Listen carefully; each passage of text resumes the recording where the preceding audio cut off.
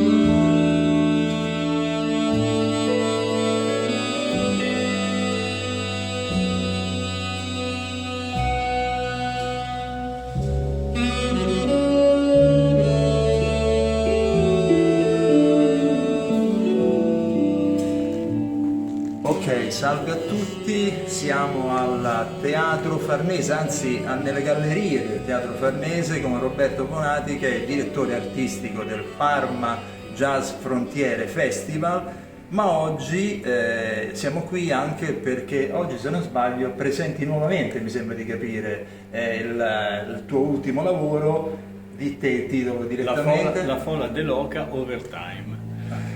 Abbiamo fatto la prima ieri sera e stasera replichiamo qui in questo bellissimo teatro. È un progetto che mi è stato commissionato da Parma 2020, doveva andare in scena lo scorso anno, ma poi a causa della pandemia l'abbiamo spostato quest'anno. Ho raccolto, diciamo, il titolo di Parma 2020 è La cultura batte il tempo. Per cui ho deciso di fare un lavoro appunto sul tempo, no? Sul concetto di tempo. Quindi ho raccolto questi testi di Sant'Agostino, di Eraclito, di Marco Aurelio e di Whitman, e ho creato un lavoro musicale, diciamo, con questa cantante Giulia Zaniboni, utilizzando questi testi.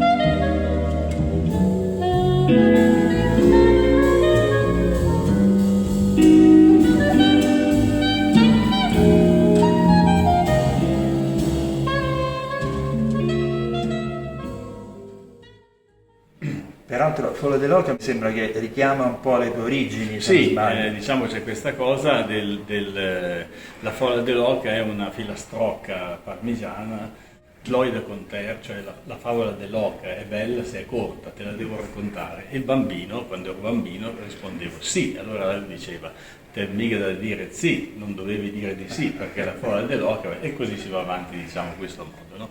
E allora, diciamo, questa situazione così di questo tempo scardinato di questa favola, no? Era un po', diciamo, soprattutto per ritornare a quelle che sono le mie origini, questo, perché trattandosi appunto di Parma, capitale della cultura, ho voluto avere un richiamo. Poi in realtà il lavoro è più complesso di questa cosa. Cioè, no? immagino.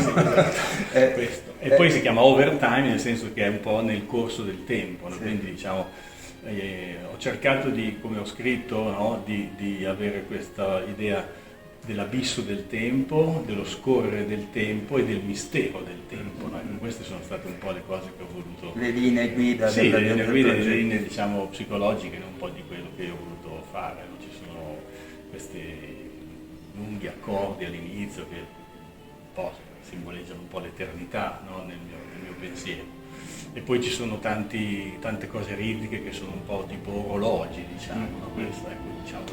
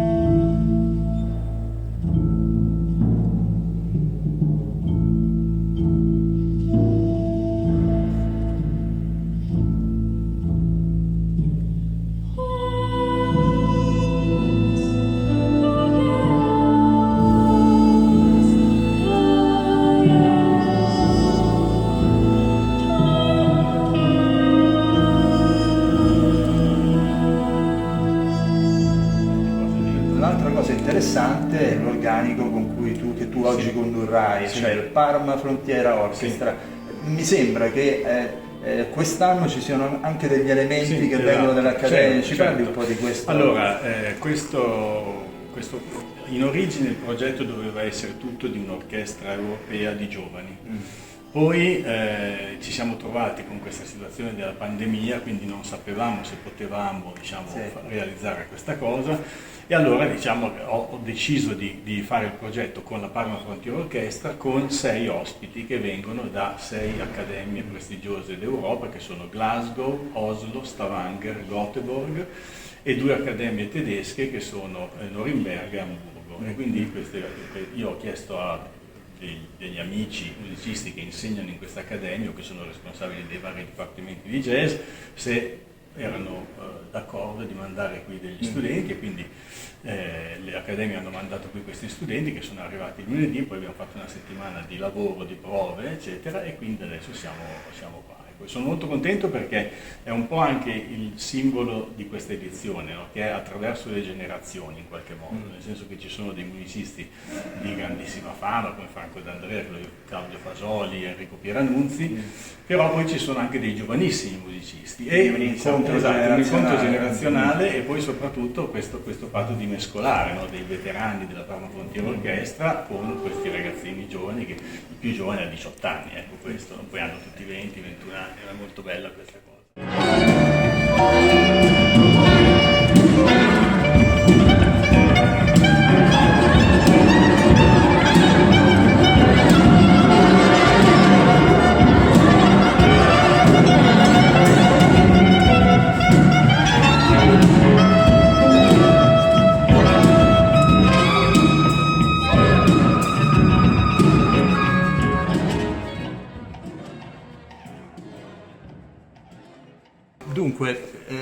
se non erro, in questo teatro ci sono una serie di oggetti creati da Fornasetti, Sì, non dico certo, bene? sì, c'è Quindi- questa mostra di Fornasetti già da un anno praticamente, è stata allestita l'anno scorso, poi appunto un po' tutte le cose sono state, diciamo, anche la chiusura, no, di tante mostre è stata procrastinata perché purtroppo durante la pandemia non si è potuto, diciamo, realizzare appieno quello che si voleva. Senti, allora invece un altro elemento fondamentale che cominciamo a entrare un po' su quello che a noi di Soundtrack City poi è il nostro focus, è il premio Gaslini. Sì. Gaslini, oltre che essere un grande compositore, è stato anche un grande compositore di musica applicata. Certo. E tu peraltro poi sei tra gli organizzatori, forse tra gli ideatori del premio, no? Certo. La prima cosa che ti chiedo è, so che all'interno del festival c'è uno spazio proprio dedicato al premio, ce ne parli un Sì, attimo? da quando da quando è mancato il maestro abbiamo deciso di creare questo premio Gaslini. Il premio Gaslini non è un concorso, quindi nessuno manda delle cose, ma diciamo c'è questa commissione, questa giuria presieduta da Franco D'Andrea con Bruno Tommaso e il sottoscritto, e ci consultiamo, chiediamo, diciamo, in Europa, ognuno ha delle conoscenze, degli agganci, e cerchiamo di individuare, diciamo, una figura di giovane musicista al di sotto dei 35 anni che abbia un po' quelle che sono le caratteristiche che aveva Gaslini, cioè che sia attivo come performer, però che sia anche attivo come compositore, quindi che ci sia un'idea progettuale della musica insieme a un'idea, diciamo, di performance. Sì. Quest'anno c'è una pianista che viene da Tallinn e si chiama Kirke Käärijä ed è una giovane pianista estremamente brava, e quindi siamo molto felici di averla qui ospitata. Sempre il vincitore, diciamo, o meglio il destinatario di questo premio, suona a Parma Frontiera. Ok. Allora, vediamo invece il discorso della musica applicata. La prima domanda che ti faccio te la faccio a te. Sì. Allora, hai mai accarezzato l'idea di questa direzione particolare Sì. nella composizione, e se in qualche modo ti ricordi qualche cosa del maestro relativa, perché lui invece di composizione ne ha fatte insomma un certo numero.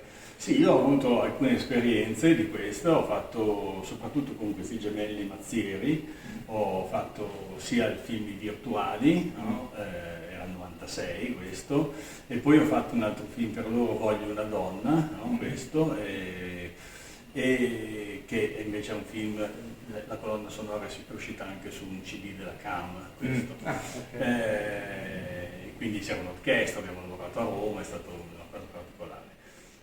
E per me è stata un'esperienza molto bella, nel senso che, diciamo, andando con le immagini, con i sincron, eccetera, eccetera, la musica prendeva una sua forma, no? Che era una forma particolare, che non era più che non era la forma che volevo dare io, ma era la forma, diciamo, che apparteneva alle immagini. Io credo che sia un bellissimo lavoro, naturalmente sempre dipende da chi c'è dall'altra parte, no? Cioè quanto il regista che è dall'altra parte, diciamo, è appassionato di musica e anche consapevole di quello che la musica può fare, no? E anche della lunghezza d'onda, immagino, con il compositore, questa è un'altra cosa fondamentale. Esatto.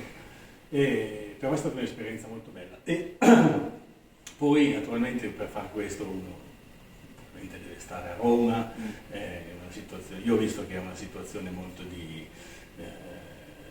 stare là, no? Cioè, quindi stare in mezzo al mondo del cinema, conosci questo, conosci quello, e questa è la cosa. Io, diciamo, stavo facendo altre cose, poi quindi non ho, diciamo, perseguito questa strada. Mi piacerebbe però avere qualche altra occasione, mi piacerebbe molto, perché io credo che l'anima un po' del film sia nella musica, no? Spesso. L'altro protagonista, oltre alle immagini.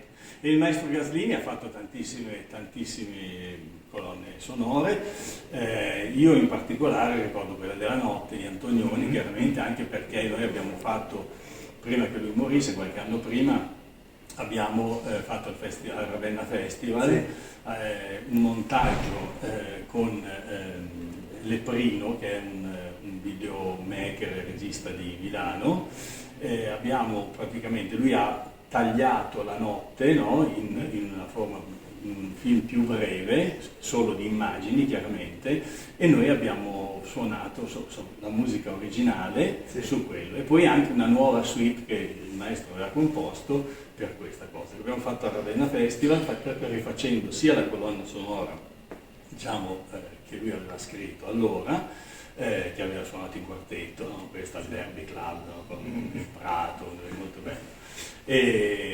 E sia anche invece questa nuova composizione che aveva fatto. Quindi diciamo io ho proprio partecipato a questa cosa. C'è anche un disco che testimonia, e c'è un DVD anche di questa serata.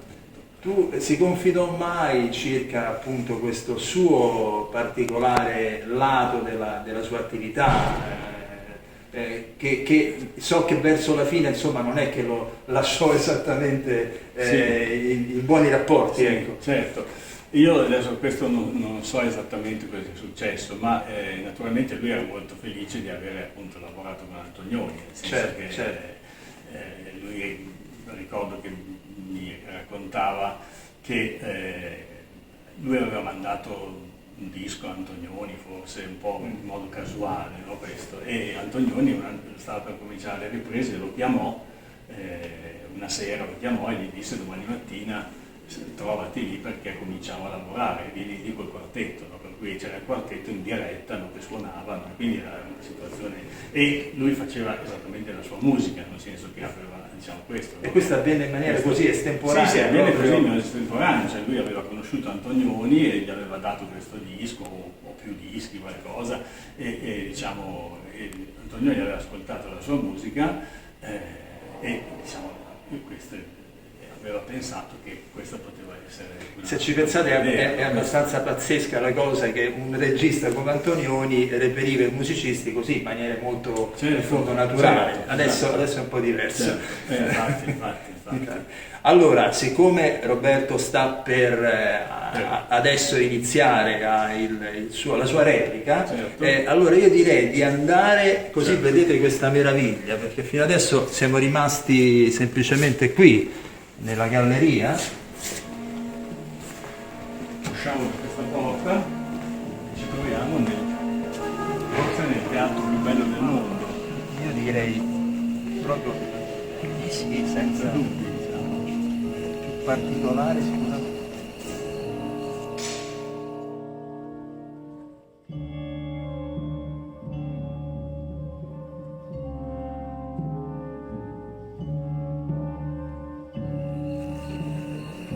Allora, dal Teatro Farnese noi vi salutiamo, grazie Roberto Bonati. Ciao a tutti.